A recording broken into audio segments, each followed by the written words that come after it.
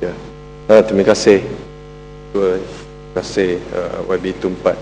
Saya ingin mengambil perhatian sama ada kita tergesa-gesa untuk meluluskan undang-undang ini, adakah kerana kita dengan penlulusan ini, adakah kita juga reinforce satu persepsi bahawa negara kita adalah negara menjadi hub pengedaran weapon of mass destruction ini dengan izin. Saya tadi, ramai kawan-kawan tadi yang telah menyebut tentang peranan penasihat kepada Perdana Menteri kita. Saya ingin bawa perhatian kepada YB Tumpat. Penasihat EPCO Serio yang kepada Perdana Menteri, yang seorang yang bernama John Winner, pernah menganggap bahawa Malaysia ini adalah pusat kegiatan JI yang telah memainkan peranan yang besar dalam pengeksportan terorisme yang menggunakan Malaysia sebagai pusat. Dan saya agak kerajaan harus jelaskan sama ada kita juga setuju dengan pandangan beliau. Saya ingin petik sedikit ya, dalam Congressional Senate Committee, Jonathan Weiner yang pada tahun 2003 yang merupakan salah seorang director kepada EPCO menyatakan dengan bahasa Inggeris ya, Brotherhood of Islam iaitu Ikhwan, Central Financial Mechanism Al-Taqwa establish operation in Malaysia that link to JI. According to the US Treasury, the Al-Taqwa groups, which is designated as terrorist financial by the Treasury on November 7, 2001, has long acted as financial advisor to Al-Qaeda, yang memberi then providing direct assistance to Osama bin Laden, as well as investment advice and cash transfer mechanism for Al-Qaeda and other radical Islamic group. Saya agak inilah kekhawatiran kita. Kita sekarang ni hanya jarinya ditunjuk kepada negara-negara Islam dan dunia ketiga sebagai pengeksport weapon of mass destruction.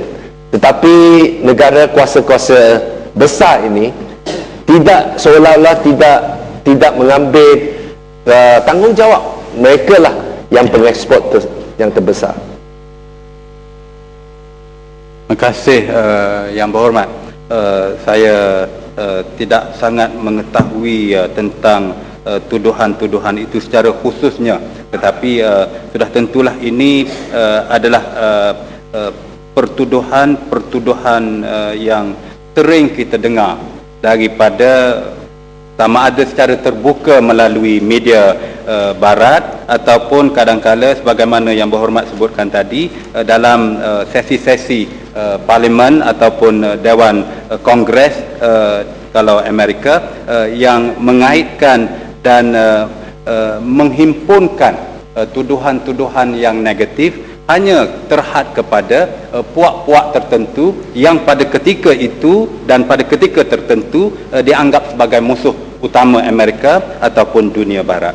Walhal sebagaimana saya mulakan awal-awal tadi, penjenayah terbesar dunia, penjual terbesar dunia, dengan izin profiteer yang terbesar dunia, yang meraup keuntungan yang terbesar dalam dunia berkaitan dengan senjata nuklear ini tidak lain tidak bukan daripada negara-negara barat yang dipimpin oleh Amerika Syarikat sendiri. Mereka lah yang menjadi penjual, mereka lah yang menjadi pengeksport, mereka lah yang meraup keuntungan, mereka lah yang memilih-milih negara mana yang layak menerima senjata-senjata dan negara mana yang tidak boleh sedikit pun berada dekat dengan senjata-senjata ini. Dunia semuanya tahu rahsia yang paling terbuka dalam dunia berkaitan dengan senjata Datuk Yang di-Pertua, rahsia yang paling terbuka, the most open secret dengan izin berkaitan dengan senjata dalam dunia ini ialah bahawa Israel mempunyai senjata nuklear. Malah kalau kita baca dalam media barat sekalipun, mereka dapat menyebutkan berapa nuclear warheads yang ada di Israel. Tetapi Israel tidak disentuh oleh mana-mana negara, mana-mana negara barat, mana-mana resolusi Kongres Amerika Syarikat atau Parlimen Britain atau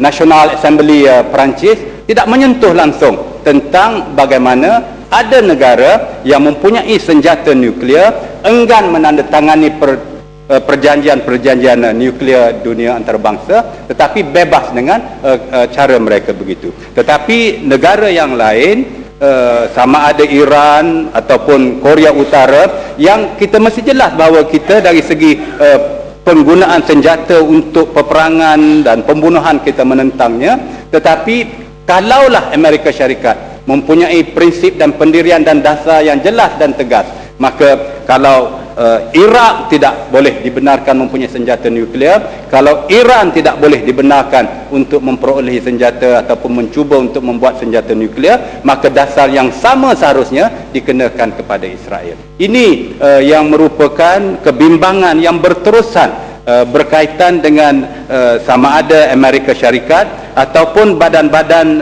dan perjanjian-perjanjian dan konvensyen-konvensyen antarabangsa yang kuat pengaruhnya dikuasai oleh Amerika Syarikat dan sekutu-sekutu mereka.